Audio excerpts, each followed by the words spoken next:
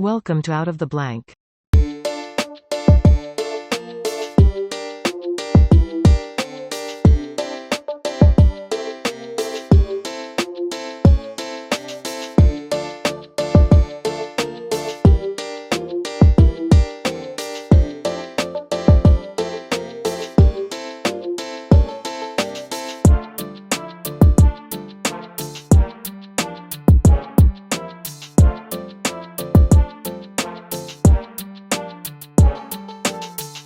Welcome to another episode of Out of the Blank podcast. I'm here with Pam. Pam, it's a pleasure to have you on the show. Would you like to introduce yourself to everyone out there listening?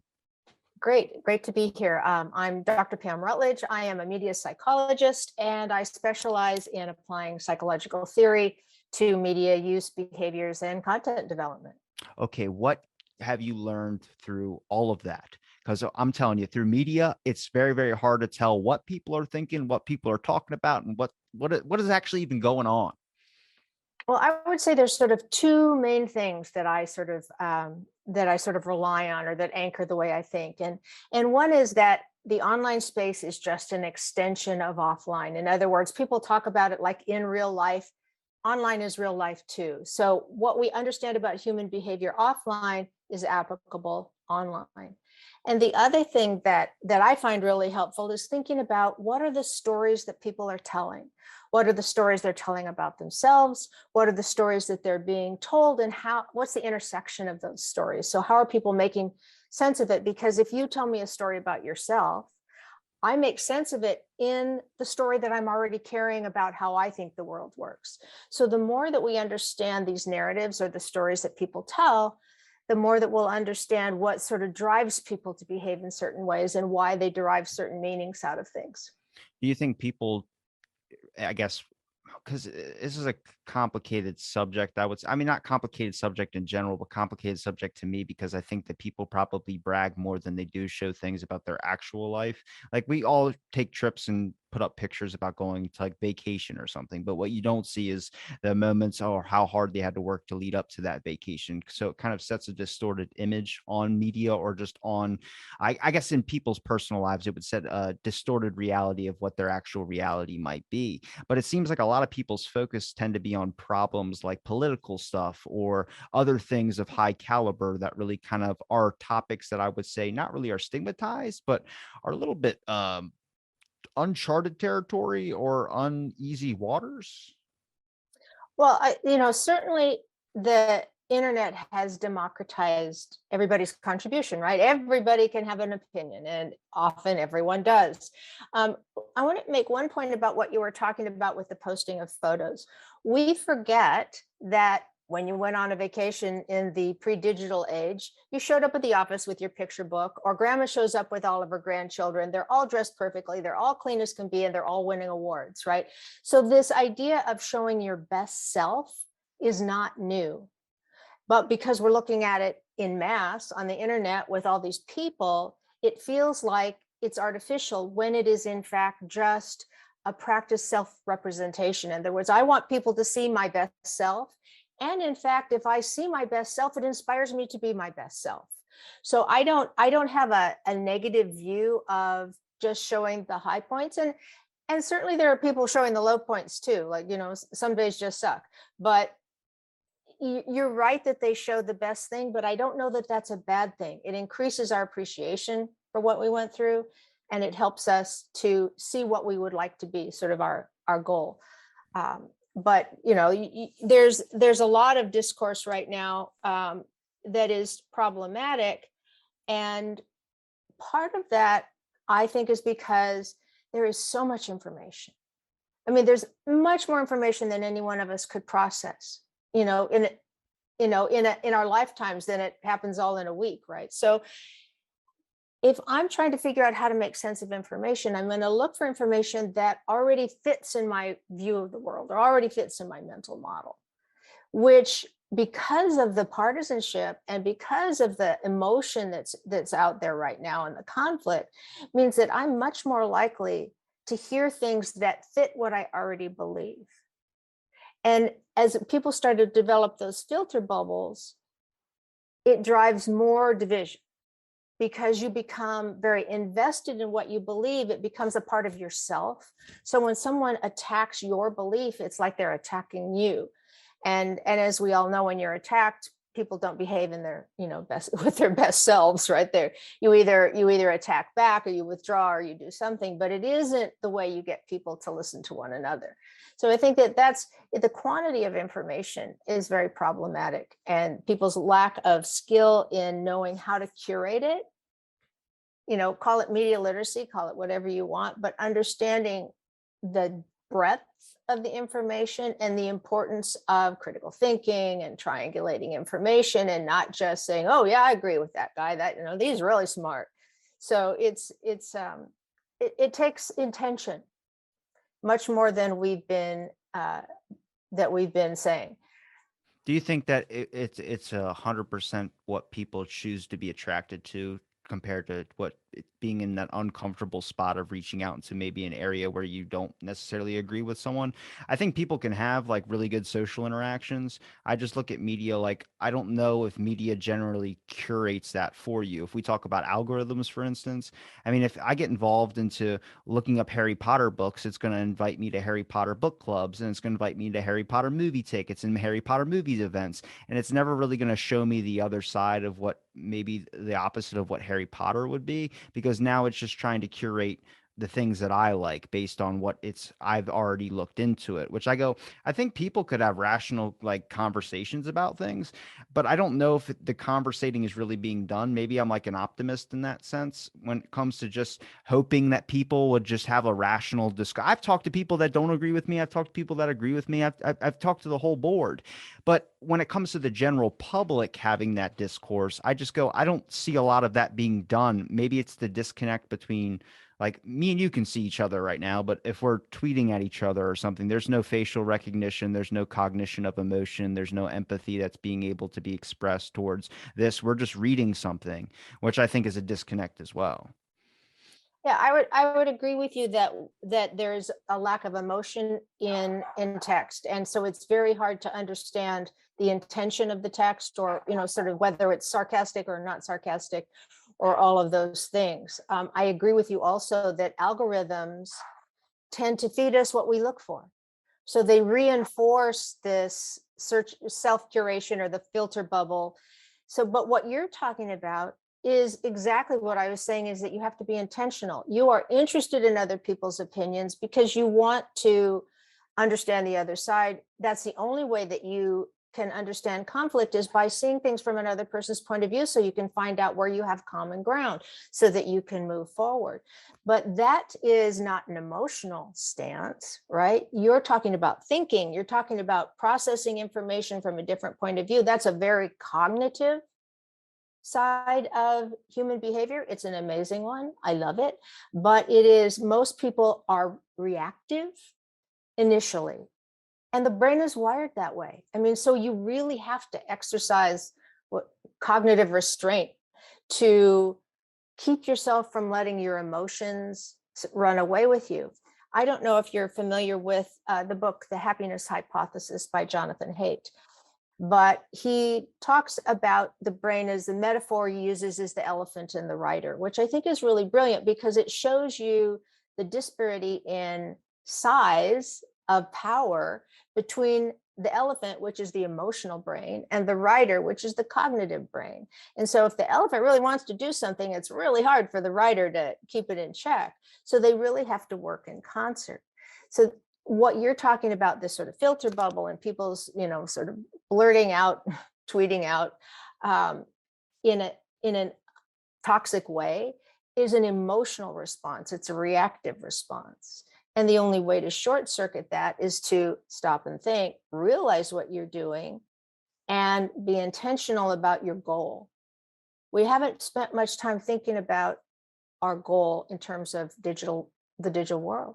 We talk about what do you want to be when you grow up, or what do you want to do with those things, but how are you using this amazing tool? How is it helping you? It's helping you. You get to meet all kinds of people we would not have met if you were not using this amazing digital tool that allows people to connect, with it, irrespective of time and space and, all that Einstein stuff.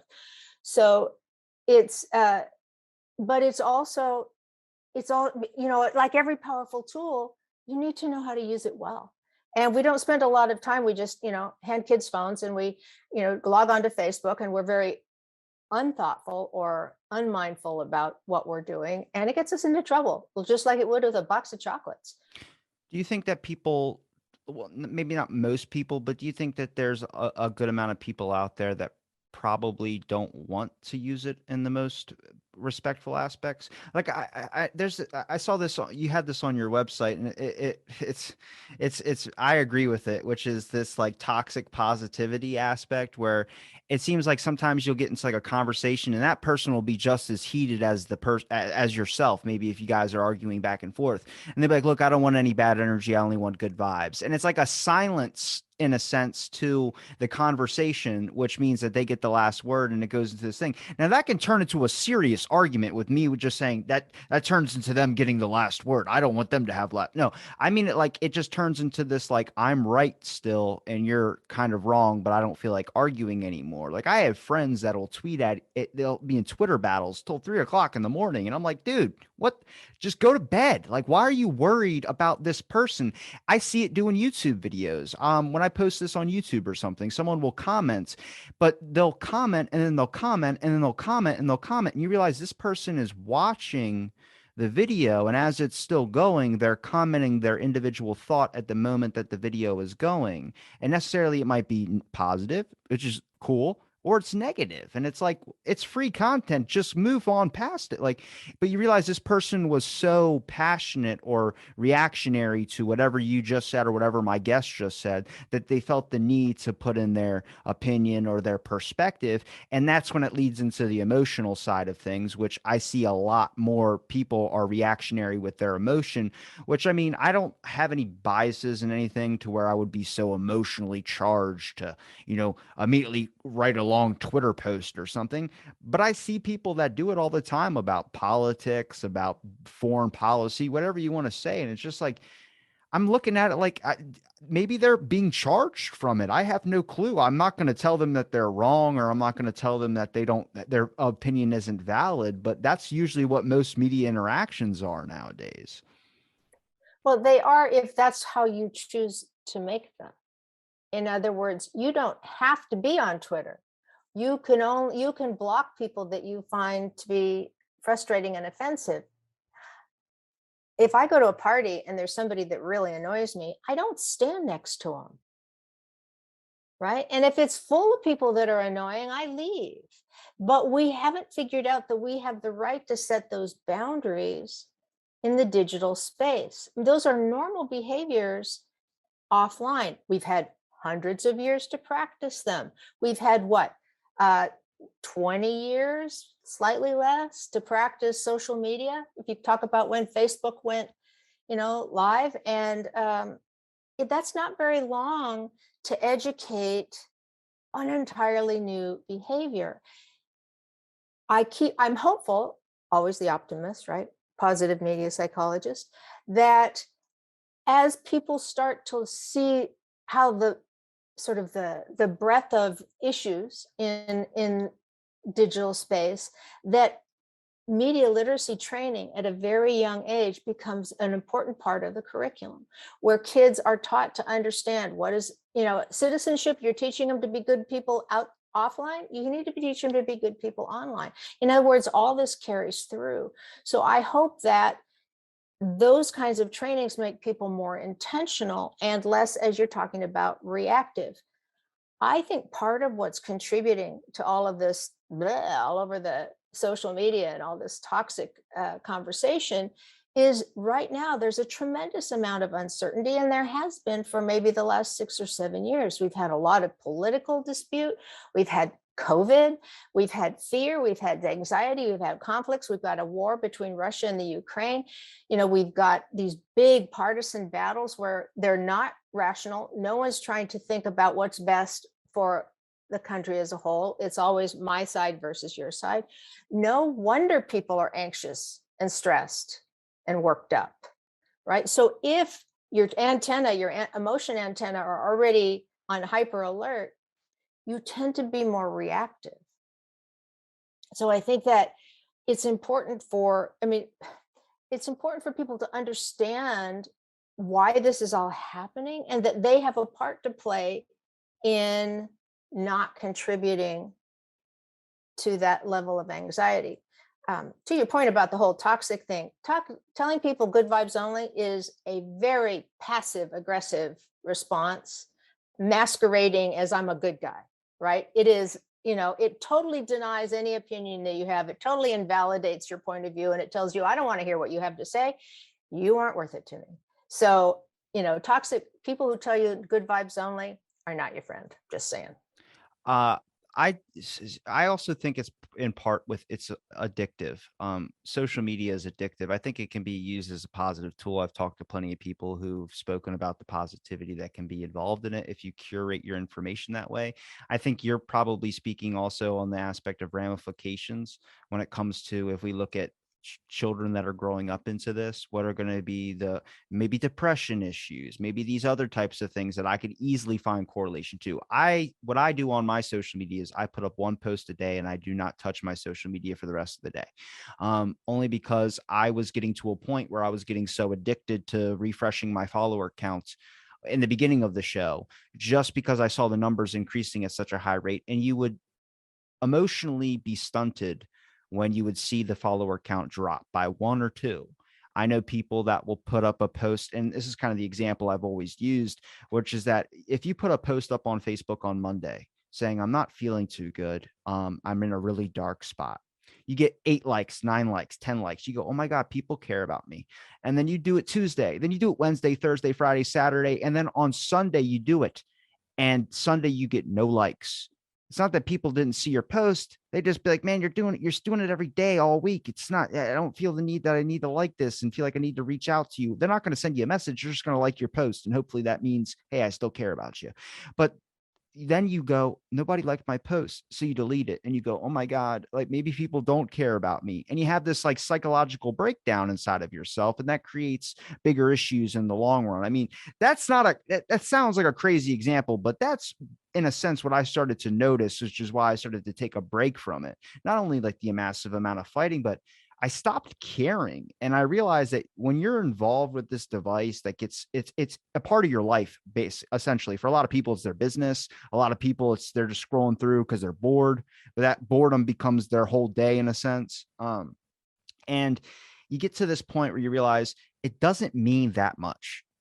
Your Instagram doesn't mean that much. Your Facebook doesn't mean that much. Your Twitter doesn't mean that much. Any of these things don't mean that much. But for a lot of people, it's now becoming their whole identity. It's becoming their whole personality. And there's kids growing up that are getting into this aspect of like, this is all they really know. They're involved in that world. And you can blame my generation. My generation was the generation of Xbox gamers that would curse and say all these horrible things about people's mothers online. And you took that to heart when someone said something like that to you. But then now I'm older and I'm looking back at it. I'm only 24, but I'm looking back like, oh my God, like none of this means anything to me anymore. My Xbox doesn't mean anything to me. I barely play it now. My Instagram, all these social medias don't mean anything. And I think that's a really good educational way, or saying, just letting people know, like, it seems like it consumes you right now. But once you start taking breaks and you implement these strategies to try and find maybe healthy connections to these devices and things that we're now going to be involved in a lot more, and it seems like it's only increasing at this pace, is that they're not your whole reality. They are just a tool that is being used in it, and you can use it as a beneficial one. And what you're describing is exactly at the heart of media literacy, where you ask people to think about, okay, so you care about all these likes. Well, who are these people? Why are you giving all these people your power? Right?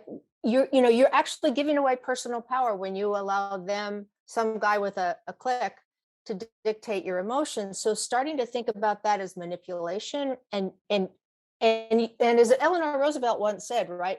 No one can make you feel something without your help, right?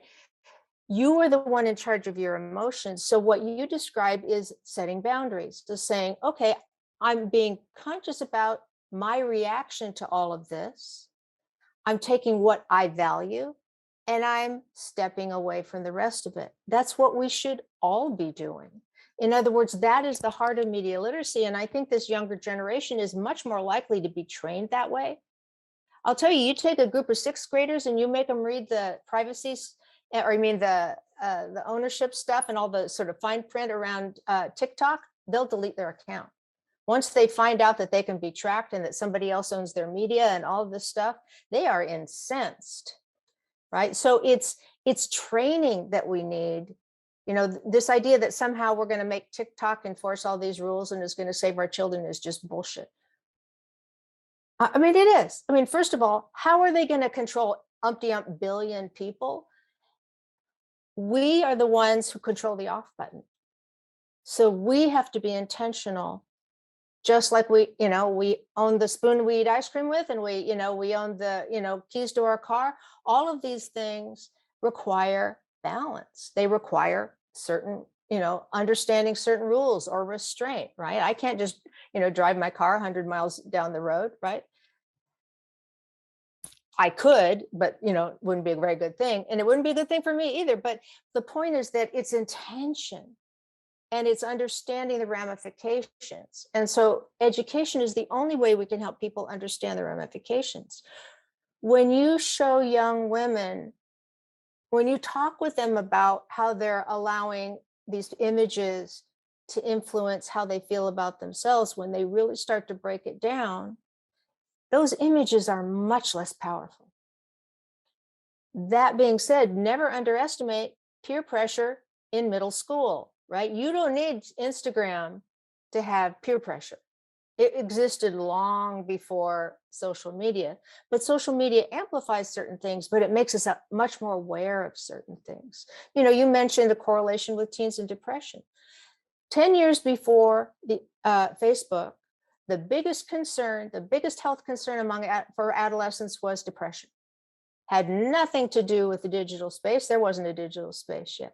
It had to do with the sort of pressures they were feeling to achieve in, high school and getting into college and, lack of jobs and all of those other things. So it's a very vulnerable age. But if we say social media is if we're looking at it causally rather than as a relationship, then we're in danger of overlooking the real problem, which is a vulnerable period in time that is not able to handle stress or not able to handle certain sort of emotions, that they need to be more resilience. They need more self-regulation. Of all of the qualities that any person can have, the single most powerful determinant of your success in life is self-regulation and persistence. It is not how smart you are. It is not how cute you are. It is not how much money you have. All those things probably help. But it is your willingness to stay at it and control yourself, to be intentional and not be sort of led by the elephant. Well, I think it's also people's capacity to deload. I don't think people really put that at the premise of anything when it comes to thought or when it comes to their daily life. Now, we all know deloading from stress, from work, maybe a day job or something like that, but what their distressor is going on social media, their distressor is going on their device and, playing on these social interaction things that they have that necessarily aren't really social interactions. I call them false interactions. See, the thing with teens and depression, and in my opinion, is getting a little bit, actually much worse, is bullying used to stop at school. And then bullying has now transferred onto social media. Bullying has transferred onto many things. And it's always usually what I bring up in virtual reality conversations I have with people who study virtual reality or some type of tech of metaverse or some type of augmented reality type thing. I always bring up the ethics of like, how do you make this or maintain this or implement rules and regulations to make sure that this thing goes in the positive direction? Now, I'm not a censorship guy. I don't want that at all. I think that's a stupid way of trying to handle a situation you just don't like. But I like blocking's different. That's not censorship. Censorship is like an actual company removing someone's voice from something. I get it. You're a private company. That's cool, but you're bigger in everybody's lives now. Google is bigger in everybody's lives. Facebook is bigger in everybody's lives. And we need to understand that, yeah, you need to have critical thinking on a lot of aspects of things. If someone puts up an article saying the earth is flat, that doesn't mean that's science. That doesn't mean that. You know that it's not. it's not that, it's round. And you go into all these other aspects of things, but that conversation can still be there. The thing is that when I bring up the point of teens and depression, which is my concern, even though I'm technically, I mean, I'm a teen, but I'm a young adult. I bring up the issue with this is that we have a massive opioid crisis from ages 19 to 49 when it comes to over 100,000 people died last year.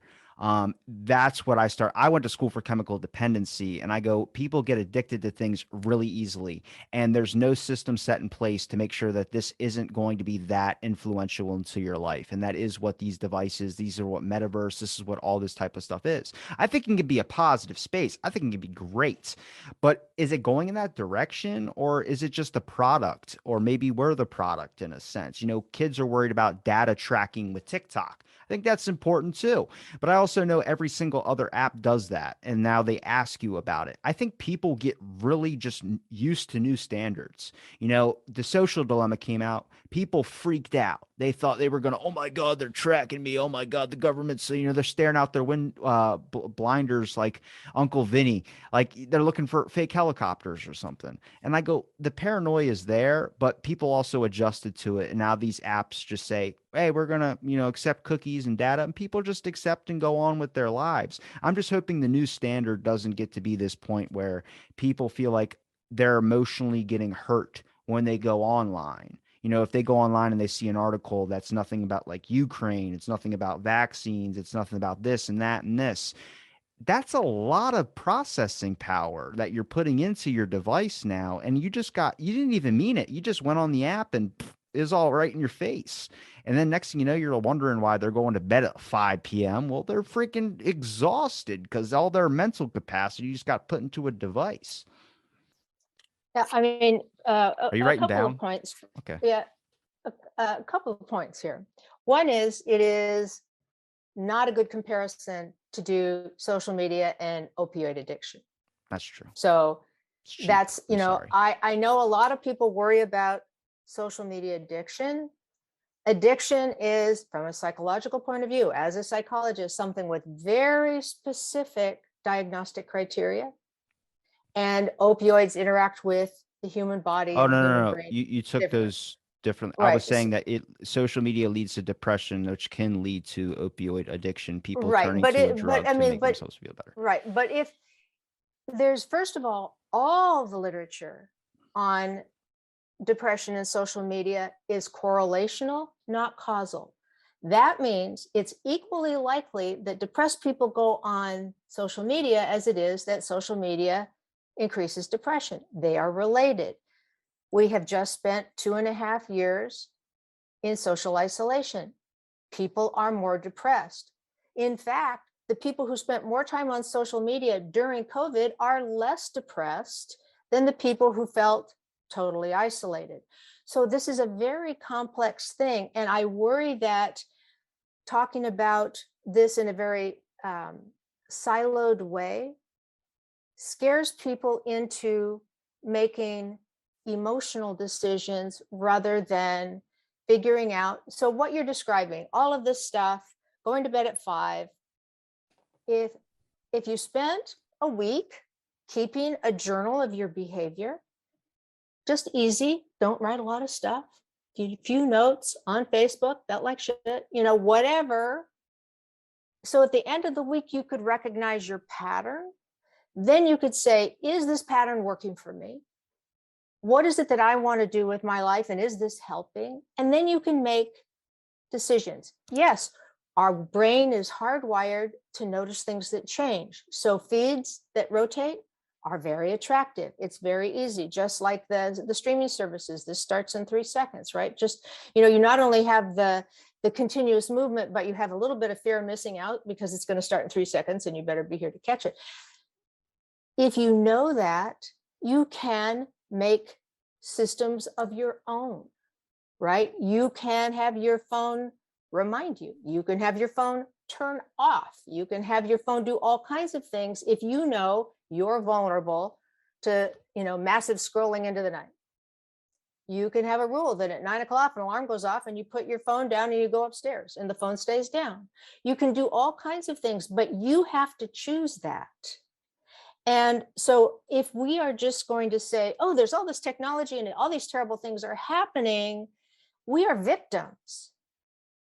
And so if we take charge, we have a much better chance of having that healthy relationship.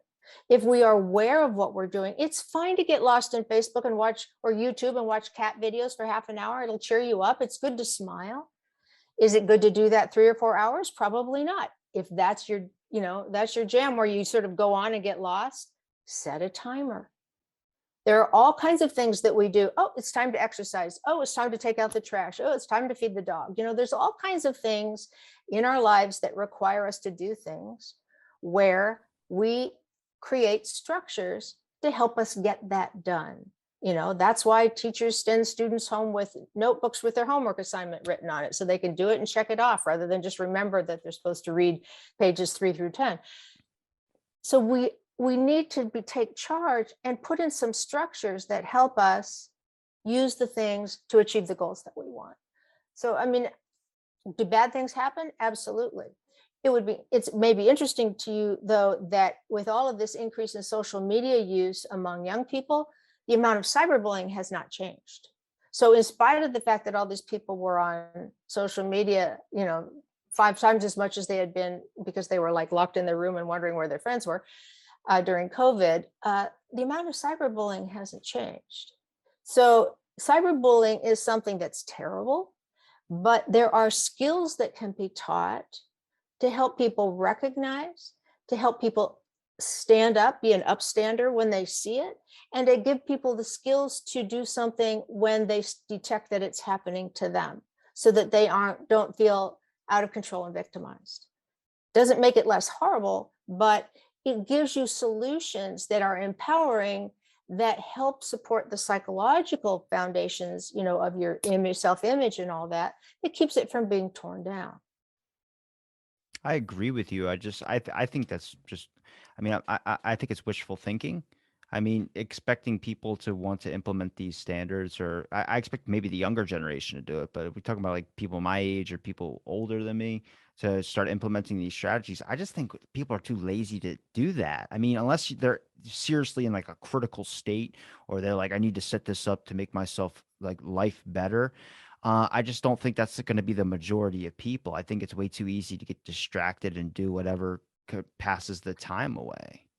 Well, a lot of people worry about the fact that people are lazy, which brings you back to the whole sort of self-regulation argument. However, this argument that is the same one that they hauled out when radio was developed, the same one they hauled out when the television became popular. So this is not a new concern that people are lazy and they're not going to exercise self-control. So it's not, social media has qualities that are more physically engaging in terms of, because it's interactive and it's immersive and it's social and has all these things that are very appealing at a very instinctive level. But lazy, they aren't creating lazy. And lazy can get you into trouble a lot of ways, right? But as with most things, when you're lazy, you don't really make change until you hit rock bottom. Right. So at the point when you've let things grow to be problematic and you're not getting things done and you didn't get the promotion and your schoolwork's, not happening, then you pay attention and then you make changes. That happens for some people. So maybe it is wishful thinking that people will get smart before they hit rock bottom. But I do think that those last few years have made people much more aware of how ubiquitous technology is, right? Nobody complains about your GPS system or your heads-up display, right? We're worried about social media, but they're all part of the same ecosystem. They are tools that we need to learn how to use, and we need to put a priority on learning how to use them. The same, with the telephone. My grandmother used to worry that no one would come to visit her if she got a telephone. It wasn't the case, right? People will do whatever they can do for the best type of social connection. That is deep rooted and instinctive. That doesn't mean that having media connections or virtual connections can't be meaningful. They can provide the glue in between opportunities to actually see each other face to face. That's certainly true in extended families. Um, my father, before he passed away, used to be on Facebook just so he could see what the grandkids were doing, because they were in college here and there and everywhere and doing these different things. So that when we got together at Thanksgiving, he was like, well, what have you been up to, young man? He was like, oh, I really loved that, video you posted with your band. So that there was this sense of engagement and connectivity that was very real and emotional, because everyone then feels validated that somebody paid enough to or cared enough to pay attention to what they were doing. So I think it's important to recognize the sort of parameters here and encourage people to be mindful. And if you're mindfully lazy, that's your that's your choice. But just being aware. I don't know. Have you ever like kept an exercise log or a diet log or a reading log or any other kind of log? I in my head, I worked out every day for And you 10 years. I don't need a journal for it. Okay, right. So the best example I know is a food log where you're aware that you're going to keep track of things. And so he's like, well, if I eat those crackers, I'm going to have to write down that I ate those crackers, right? In other words, where it isn't about the crackers, it's about the structure that makes you mindful. No, I got that part. I think people just, I don't know. For me, when it comes to like social media or interactions on social media, it's not my experience. It's just from what I've seen. It's a place to vent. It's a place where I feel like the people that go searching for positivity, I think that's a great way to think about it. But I also think people consider what is enjoyable or that fun experience in the negativity. I know a lot of people that, look up any popular hashtag that happens to do with politics. You're going to see some very polarized views, people that are commenting on things that they shouldn't be commenting on that person's status, but they're looking for an argument. They're looking for that thing. And I go, I would love to, I think there's a great idea in mindfulness of like, there's a real scenario where you could be like, I don't want to tweet this because this might cause this person to hurt themselves. Or if you say something back when I first Xbox, all those types of years when I was growing up in it, it was kill yourself, that type of thinking out there. Then now you say it, and there a lot of times people will think twice before even typing that in. But there's also people that don't. There's also people that say things and they don't understand the ramification of their words, and trying to teach mindfulness, even in positive communities. There's writing communities, there's great communities. Eventually, after being involved in these communities, I left some of them because they eventually turned negative. Eventually it became like, screw this person and their book is terrible and this is awful. It's like, hey, like I'm on JFK forums on Facebook because I've talked to some experts from it. And it's so divided, it's crazy. But the main rules of the group are only positive comments, only good. I think those are great outlines, but are they effectively carried out? No, because you have 10,000 people in a group and you got two admins. Those two admins can't catch every single negative comment. And now that you've opened up the door, and if I'm seeing those negative comments, it now lets me know that this community can just be, people can comment whatever the hell they want. And that's kind of what social media is. Used to have moderators to be able to monitor bad content. And I don't really like censorship, like I was saying, but there are lines that I do draw when it comes to someone that just wants to comment and be a troll, use a fake egg picture and a random name that doesn't have any connection to who they are as a person, because now they feel free. And these trolls can then express their dislike or whatever a person says on their posts. And I go, it's so difficult because I think that's where I drew the connection with the opioid thing, is that depression depression is a thing that people experience. Depression is a thing that people suffer from. And I think you get a large amount of that from the amount of information that you consume. I don't necessarily think the information is bad. I just think we have a really weird way of processing things. And I think you saw it in the pandemic as well, too. People really cared in the beginning about helping and making sure everyone got their groceries, and everyone was more than, it seemed like society was turning back to like, oh, we really actually care about each other. Then immediately became put your mask on, you're anti-vax, you're all these types of things, and it immediately went bad. And I don't, maybe there was a good amount of time in between that. Sure, I'll say that, but I also just think, I don't know if it's not our normal baseline is this negativity. There is a general empathy when it really comes to an issue that impacts a lot of people and it really affects us all. But I also think social media is just like this. It's a place where it doesn't put that as the top of the horizon. And I don't know if it's people venting. I don't know if it's people having fun. I don't think the apps are really set up to care about people being kind to each other. I think that leads it to the person that might run an individual group. Yeah, I mean, expecting the social media apps to monitor that is impossible. But you did what I was describing, which is you say this group is not, has turned negative. I'm out of here. You always have that choice.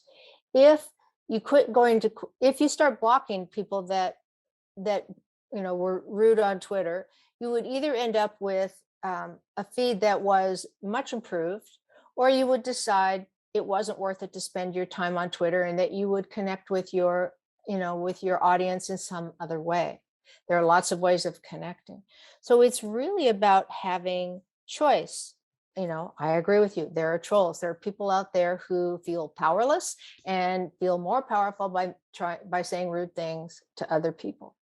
Um, COVID was a unique situation. It was politicized right out the gate.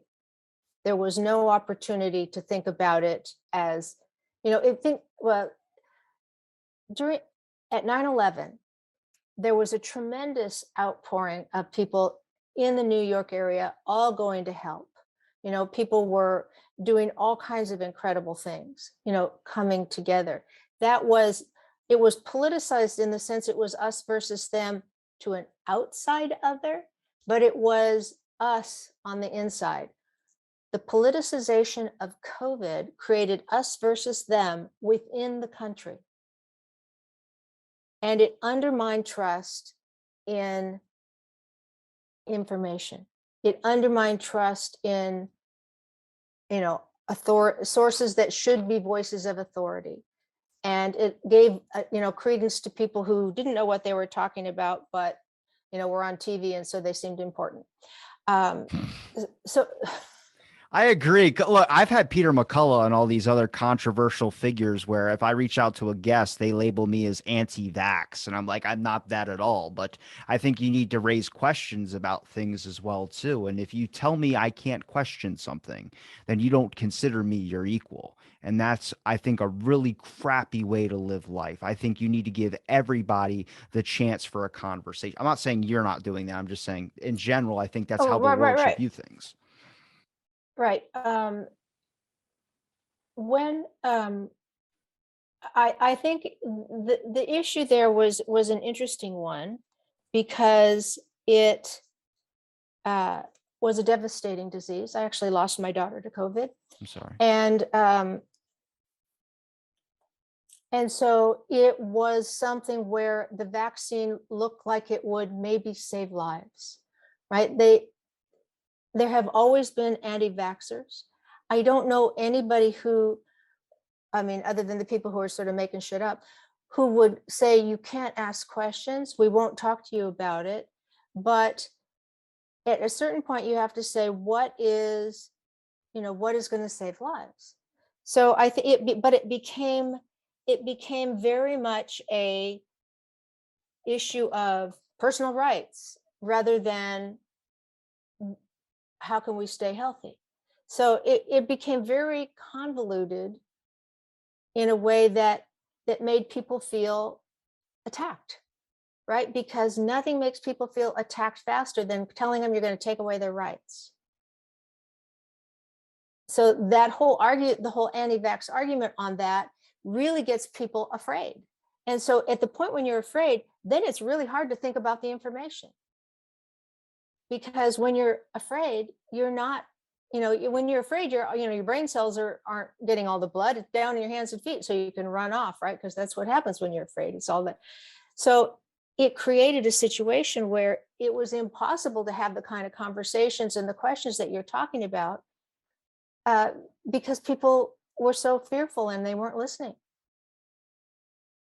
I don't, I, with the idea of conversation and the idea that we have stigmatized topics like COVID or like politics or like all these things that used to not ever be addressed, or not even COVID topic, just the religious topic or even politics were things you couldn't bring up at a dinner table.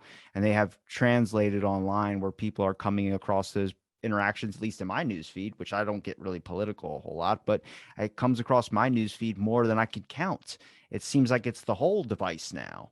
But I get to this point of like, we have literally hurt ourselves more by not doing this type of thing. Now, I get you can block people for sure. I'm not saying you have to follow everybody and agree with everybody's opinions, but I also think there's a lot of just overall screaming and yelling without knowing who's on the other side of that thing that's happening. And that's what I could never get past. Like, even if I'm looking at a profile picture and I'm seeing somebody from like their vacation in 2002 in Tahiti, I still like think like, well, this person has a family, this person has this, and this person has this, but we can't talk about things anymore. Like, we can't just have general discussions. And I know plenty of people that agree on most things, but then they disagree on one thing and they're like, you talk to that person, I don't know if I want to associate with you. It's like, what are we talking about here? Like, I'm your kid's godfather. And then you get into this whole situation. It's like, it's that drawing line, that crossing thing. And I go, I just think that's a hindrance as growth as a society. I go, you really want to move in a beneficial aspect. There are real things you can affect change in. There are real situations that are going on right now, which I brought up before. And I've actually spoken to people about this. Judge Rotenberg Center. I had an episode about that with Nancy Weiss and her co-author Jane Nisbet. I don't know if you know what that is, but it's a experimental institution that was shocking kids. There was actually a video about it in 2002. It played on the news. 79 to 119 times they shocked a mentally challenged child, and he had severe third-degree burns on the side of his head, and he has secure acute stress disorder. This is one story out of hundreds. And this institution was still open during COVID. I think they're now, no, they're still open now. It's a huge lawsuit thing they've been dealing with. That's a real issue. That was a real thing where I would have mentioned it. You were like, that's a conspiracy or that's crazy talk. But more people want to tweet about what Biden's doing or what Trump's doing. And I go, there's real things you can affect change in. And the way that we can do this is by talking about these things. But it seems like your attention's divided on other things. And I get COVID. It was on everybody's mind. It's still on everybody's mind. But there's also things that you can do where you start realizing like these are issues that are going on in the backdrop that we're not paying attention to, that I didn't even know about until I found out about it. And now it's been my whole focus. It's insane. And I think we can have these conversations on social media. We can have these conversations in real world ideas, but do we ever see them being talked about? Half the people don't know it's even existing out there. I think that's because we don't really choose to listen to someone, whether we just debate on different views. Well, but you are talking about it. And you have brought people awareness. And if it weren't for the sort of social space, you wouldn't know about it. So it actually has expanded that awareness and raised that issue of that problem. We need everybody. Well, yeah, well, One day. there you're being wishful if you I know. need everybody. And in fact, you don't need everyone. You just need enough people, right, to make change. Because there is a tipping point. But what you can do is say, here's an environment where, yeah, a lot of bad stuff happens. People are trolls. I don't know what their problem is, but I'm going to work in this space and I'm going to bring up what I think are meaningful issues. And I'm going to invite conversation and I'm going to try and raise awareness so that something happens, so that there will be change. So I think don't throw out the baby with the bathwater just yet. It's because what you're doing in terms of raising that one specific issue is very important, and it's something most people wouldn't have heard about. So however many listeners you have had now all heard about that would not have heard about it before, or most of them, right? In other words, because it's a very niche example of a broader concern. So I think that, that don't overlook the things that are getting talked about and promote those. And, I got do you know you. what I mean? Yeah. Yeah.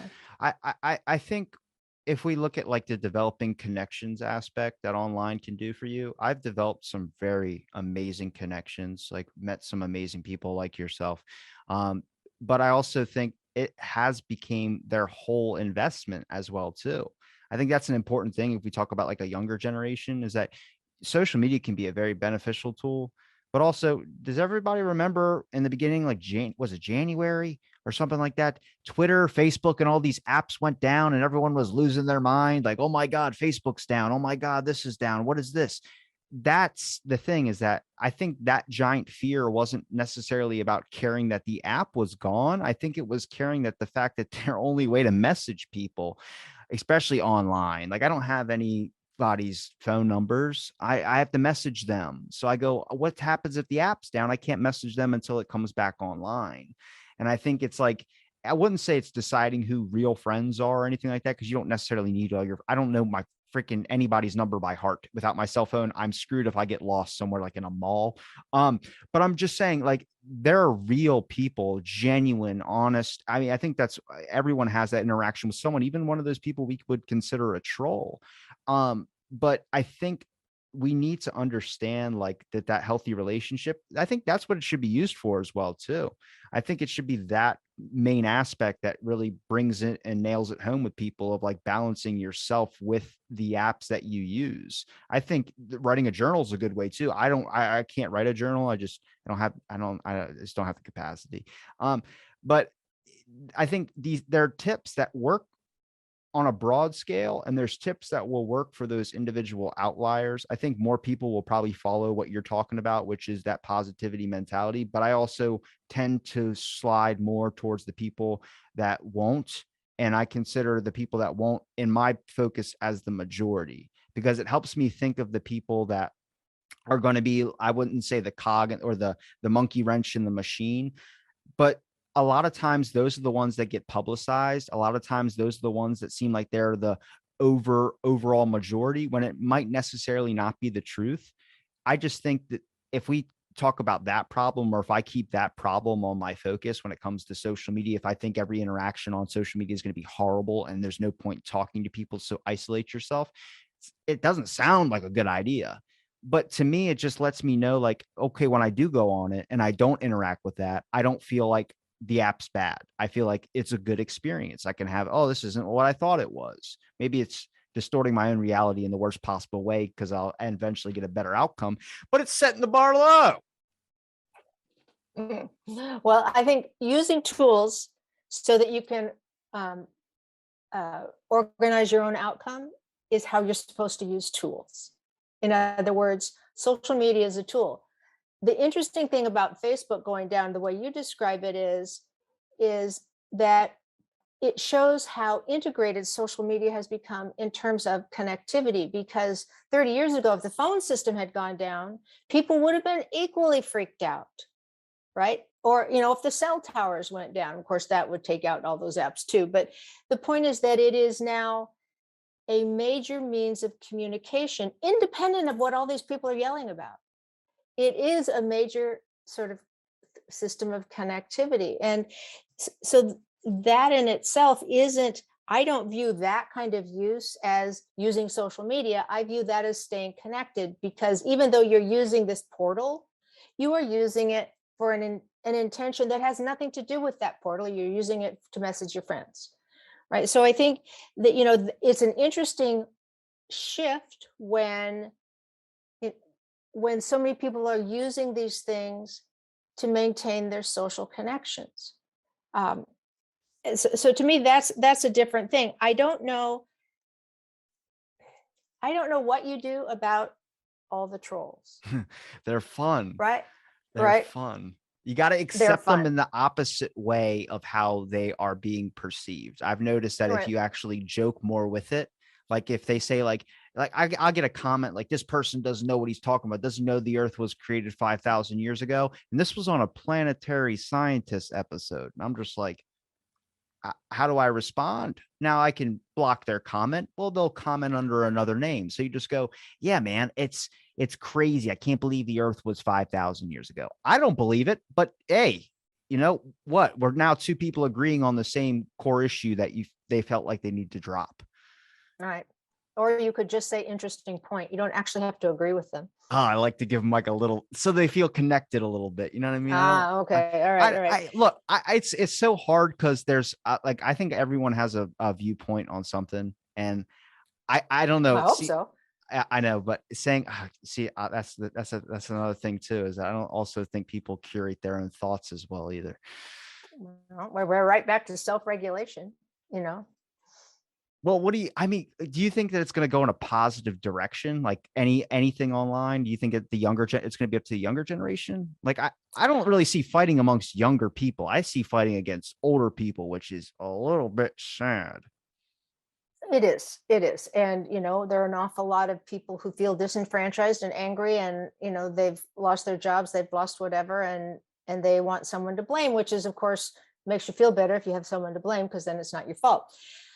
I think that this younger generation that have grown up, not just with like AOL, right? Yeah. But have grown up with rich media, right? Real time, rich media are much smarter about using it to make social change, to influence, you know, the social discourse. Does that mean that you know, they aren't vulnerable to, you know, social comparison in a negative way? No, of course not. But that's not something you solve with the social media. That's something you solve offline in helping people understand their wealth, worth, and competence. I did research a long time ago, back when, you know, when Dove was doing their photoshopping Oh yeah. video, right? Remember that? And Dove's done a great job in trying to promote the idea of challenging, you know, in the sort of ideal beauty standard. But in looking at it, what I found out was that the people who had felt the most competent in their technology use were the least impacted by negative social comparison. So having self-worth, having self-confidence is the best way to offset the negative effects of social comparison or bullying or any of those things. When you feel like you have the right, you know, you're okay in your own self and you have the right to be who you are, right?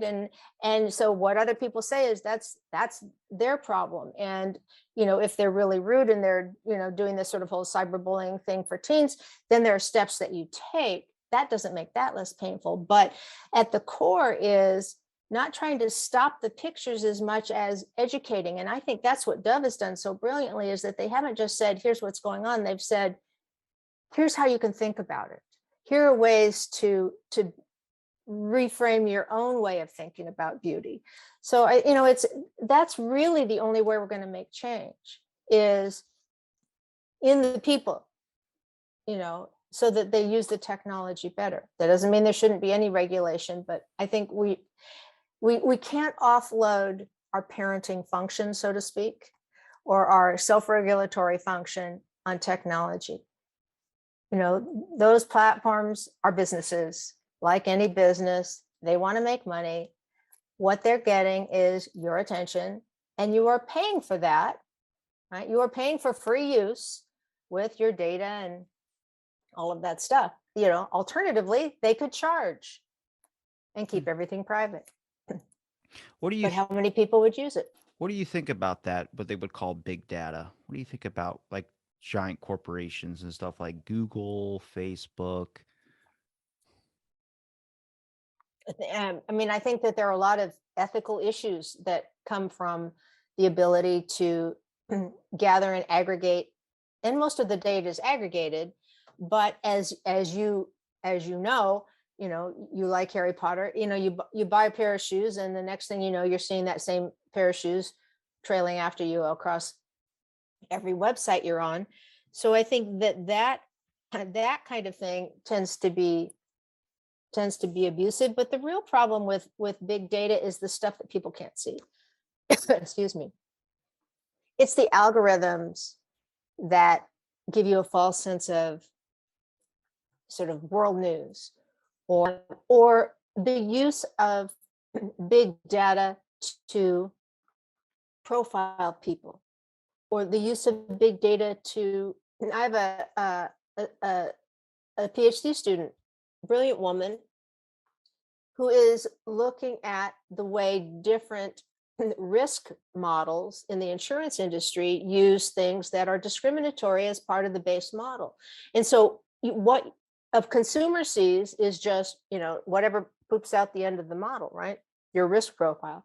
But they don't ever see all of these parts that go into something like that. That's true of every calculation where every model is, that there are a zillion assumptions that are made and measured and put into the equation to get the outcome. So that's really where the ethical issues arise, is that people starting to ask questions about what are the assumptions behind these algorithms, and what's the, and what are the implications? Are you, is it just contributing to, structural discrimination? Is it, like facial recognition? Is that, helping, or is that profiling people unfairly? So there's all of these questions that every time technology gains a new sort of level of sophistication, that we have to address from a human or psychological perspective to see what are going to be the societal ramifications. And big data is one of those, because first of all, anything that appears in a number, everybody believes. It's an amazing thing, but you put a number on it and we all think it's the truth.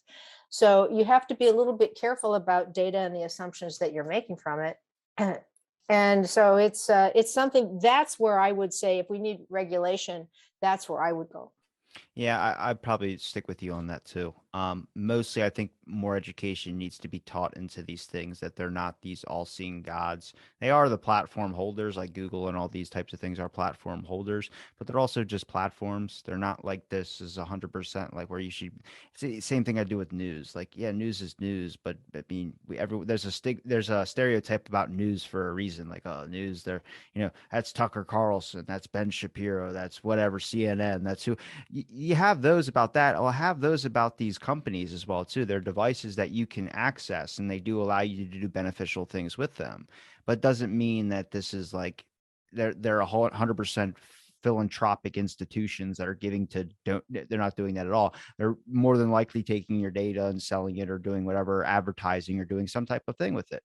Um, I Well, think, how else would they pay for all those servers? Because you're not giving them actual money. yeah, I You don't know, just, Bitcoin. but people don't think about that, Yeah. to say, oh, that's terrible. That's terrible that they're using my data. But, well, do you want to pay for the service? Well, no. Well, you are paying for the service. You're paying it for that thing that you don't like so much.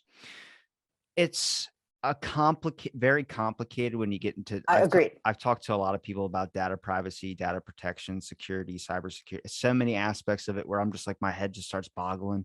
Um, I think that's the very first start, is teaching people education on that as well too. But I also I really really wonder in the future, let's say 5 years, is it the device is just not going to keep encroaching more and more into people's lives when it comes to those aspects? Now, I'm not saying that the technology, but saying big business in some aspects. I mean, we got virtual reality that's now becoming more public, more general public is now accessing these types of things. And it does lead into that scenario. I mean, social media for me, I don't know about anybody else, but I'll see a post that's one way and then a post that's the complete opposite way right after each other, mostly because I set my algorithm up that way. I don't just speak to one side. I talk to anybody across the board, any topic really. And that's not most people's algorithms. These algorithms will set you and skew you in a certain way, which it leads into a question: do we just ban algorithms? No, I don't think so. I think you need to have them. I think they're beneficial tools, but I also think people need to understand how these things work. I think that's a We're back to media literacy again. Yeah, I think that's a main focus, that younger generations are probably understanding more because they are growing up in it. But I also think that the technology, not only the device or the platform, it evolves. The methods that they use evolve. The way that they do things evolve. And I think Mhm. sometimes it might be a faster pace than the kids that are growing up in it, to the point where they might think, oh, I got this. This is how they do this, and this is how they do that. But they don't know about door number C or door number 3 that is doing it in a whole different way that's new, because they're now used to the old methods. Right. But remember that they are ultimately, these companies are consumer driven in the sense that they need consumers to succeed. And 3 years ago there was no TikTok, right? 3 years ago Instagram had the lock on all these kids, and now there's this big scramble offering features and everything to try and quell the migration. People aren't loyal to these platforms. They're loyal to experience. As people get smarter, they ask more questions. They ask questions, about privacy, about algorithms and all that, which is going to slowly, because obviously they're not going to like, oh, let me change, slowly make changes in, as you say, in those algorithms, in those, as people start understanding that algorithms matter, which is a relatively recent concept. I mean, you might have known about algorithms for a long time, but in terms of public discourse, that's a relatively new thing. That's very positive, that people are starting to say, oh, it isn't just, oh, Facebook, it's these other things. And oh, there's this machine underneath it all that's making this work. So to me, all of those conversations are very positive because they make people ask questions, and then people start making demands on these companies. I don't want you to sell my data. I don't, I want to delete all my pictures, or I want to own all my pictures. Facebook owns all your pictures, right? They have the right to use your image any way they want. If everyone knew that, would they be posting all their pictures on Facebook? Pretty sure not. Oh, they can keep all my shirtless pictures. They're pretty solid. Pretty solid. I brought this up because I had spoken to someone. Her name is Heidi Mertes. She goes to, I think, Ghent University in Belgium. She studies unethical decision making when it comes to technology, but when it comes to more of the health side of technology. And I didn't know this existed, but it does, and it still freaks me out, that even though I know about it. But a period tracking app. The issue with these apps, these issues with these health concerned apps that people use, thinking it's going to benefit and it's going to be very useful. Now, it is useful in a sense, but what they don't tell you is the stuff that necessarily, some things they don't have to disclose in their user agreements, which is the fact that when you do something like a period tracking app or something of that sort, that is something you need medical consent for. And what they have gotten off of is the aspect of, they just make you do one, accept terms and conditions in the beginning, and then you can access your app. But every single time that it does that type of thing, it is supposed to make sure that you do a medical consent thing. And what they don't show, that she found out, was that that information that they can get off you from using that app, they can give to companies. They don't have to mention your name, but they can just say, on a population of this many people from this many place. And that is a concern, because that will only go farther. And that's where I start saying the corporations, people need to understand the healthy relationship that needs to be divided from them, because I think understanding it helps us make rules that they should start regulating by as well too. I agree. If I were going to make a regulation right off the bat, I would say that all of these privacy and things have to be in plain English on one page. They have to tell you exactly what they're going to do so that you can understand it, so that people will start reading these things that they're signing, because no one reads them now. All these software things, check, check, check, check, like you say, right? Understanding the implications of what they're giving away, what they're trading for the right to use the platform, which will go, I think, make a big difference, because it would start a lot of conversations. Do you think it's weird though that, like, when you use a location app, like there are some apps that I have where I'm like, why didn't this ask if I wanted to use my location on this app? And then you find out that that app is owned by the same company that you accepted it to before. Like, I didn't know like Google owns so much stuff until I started like going through the internet, and I was like, wait a minute, why isn't this asking if I'm going to accept cookies and all this type of stuff? And you realize, oh no, it's owned by Google. It's like DuckDuckGo. There are so many people that thought DuckDuckGo is this free search engine.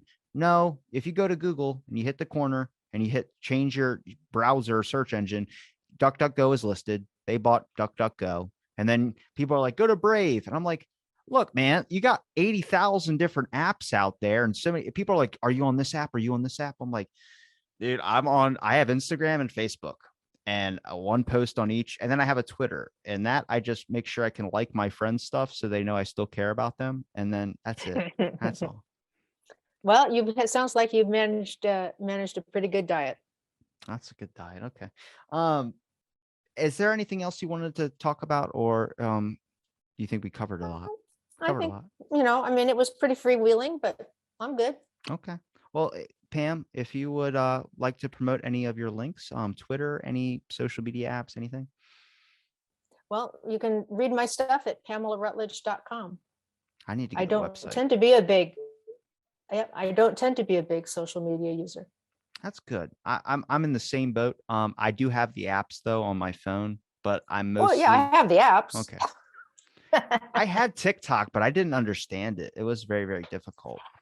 Yeah, I mean, I guess the only thing that I would add that's interesting to think about is how the ability to monetize social media skews behavior.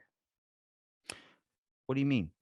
Well, so there was a study in the UK, and I'm going to run out of time here, but there's a study in the UK a few years ago, and the largest sort of what do you want to be when you grow up? The largest category of these kids was a YouTube celebrity or a social media influencer. Right, because all these articles talk about how Ryan's World and he's making $20 million a year, and whomever on TikTok and has their own TV show, and and so the monetization of all of these social media accounts, the monetization of all these Instagram accounts, sponsored content, all of that stuff, that means those likes have monetary value. So it's very hard to not look at the likes when they have monetary value, but it's almost impossible to separate the like as from social validation because of how we're hardwired.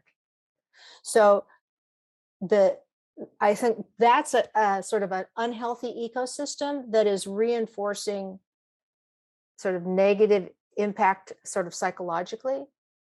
And that's not Facebook, that's all the brands and companies that are sponsoring content that are hiring influencers. Influencers are very influential, obviously, because they're very real, they're personal, right? You get to know them. But it also changes how people perceive these platforms as money-making opportunities, as career opportunities. So Wait till people buy success by buying followers and likes and well, they're subscribers. already doing I that. know They're it's already doing that. insane. I'm just like, oh, this is where it all starts. I've stayed above it though. I don't do any. I thought about it a couple of times. Thank God I keep my credit card in my car. Um, well, Pam, I appreciate you for giving me your time. I'll make sure I link all your links in the description. It's been a pleasure chatting, and thanks for listening to this episode of Out of the Blank.